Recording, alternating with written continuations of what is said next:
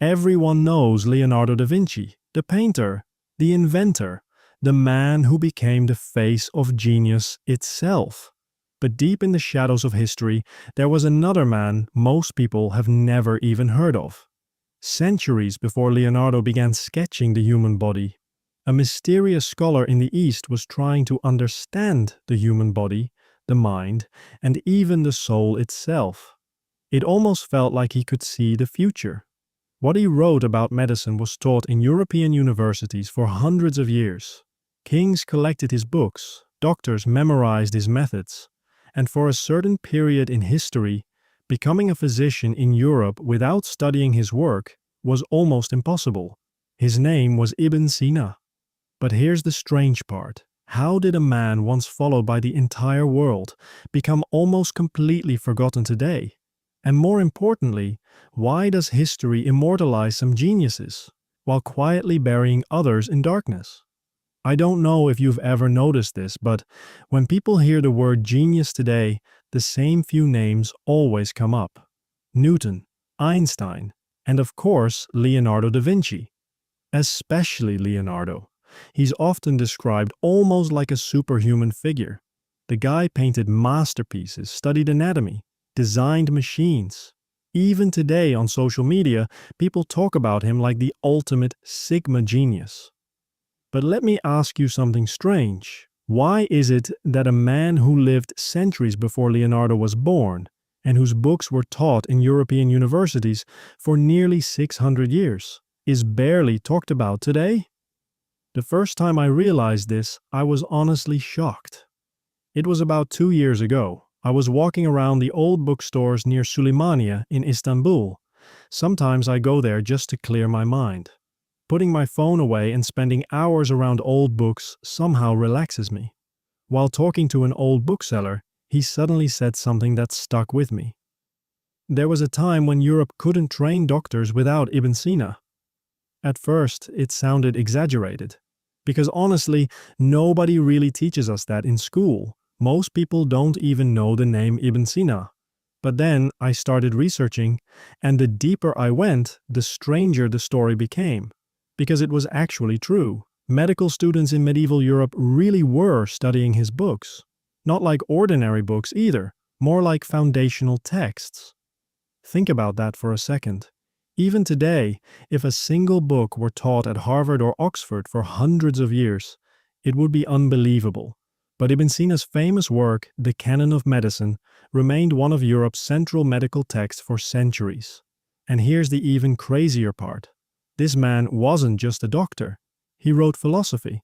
He explored psychology. He tried to understand the human mind. He studied mathematics, astronomy. He even wrote about music. At some point you start asking yourself, was this guy even real? Because some of his ideas feel strangely modern.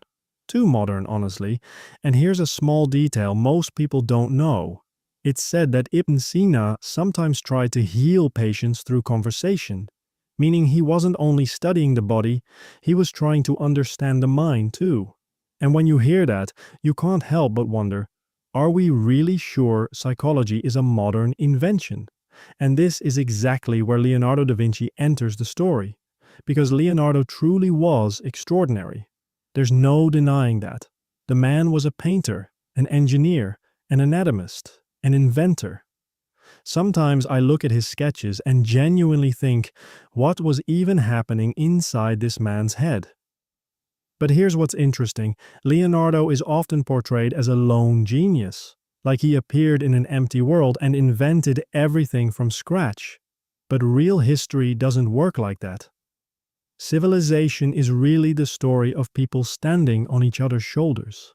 And the European Renaissance didn't just fall from the sky. Books translated from the Islamic world, the knowledge preserved in Baghdad, Al-Andalus, the protection of ancient Greek texts.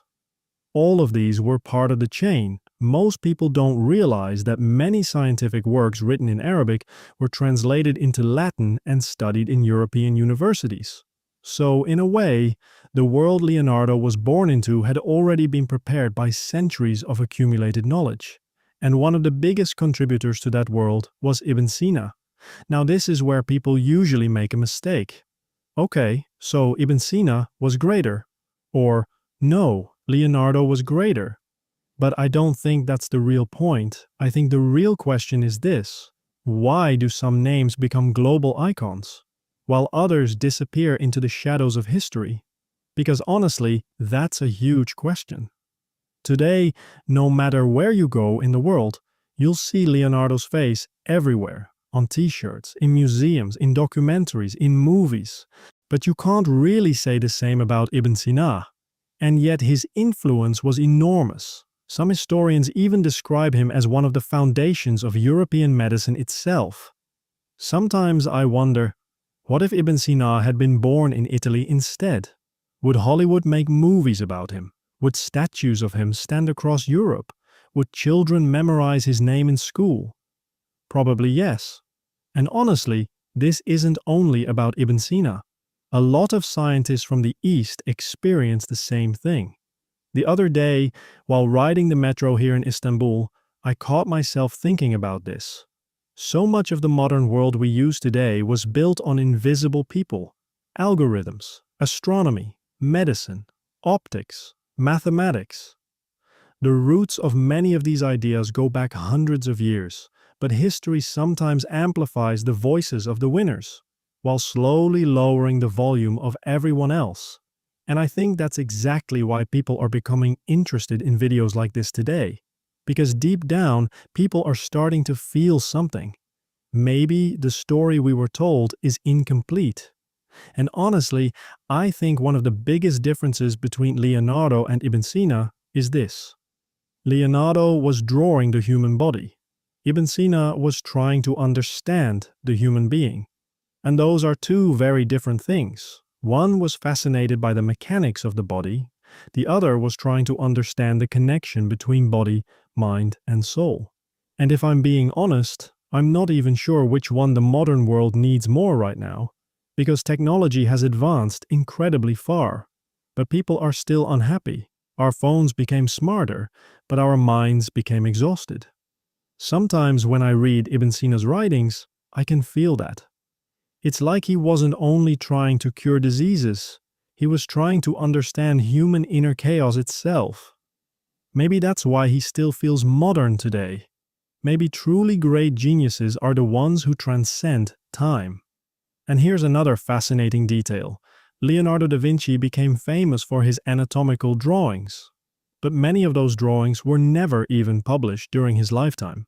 Meanwhile, Ibn Sina's books were actively being taught in universities across Europe. So one was a visual genius, while the other became a system-building genius, and both changed human history in completely different ways. But honestly, I didn't make this video to decide who was greater. I think that's the wrong question entirely. Maybe the real question is this: who does history choose to remember, and who does it allow people to forget? Because sometimes the greatest power of a civilization isn't its armies, but the stories it tells. And maybe today we need to rediscover some of the stories that were left behind. Because the modern world wasn't built by a single civilization alone. Humanity itself is really a long journey of ideas touching one another across centuries. And maybe that was the real connection between Ibn Sina and Leonardo da Vinci all along. Both of them were chasing the same question. What does it mean to be human? One searched for the answer through paintings, the other searched through books, but both left permanent marks on the human mind. And if you want to discover more forgotten scholars of the East like this, don't forget to subscribe to the channel. Honestly, your support gives me motivation to keep making these videos. Because here, we don't just talk about wars or empires. Sometimes we talk about why the people who truly changed the world ended up being forgotten.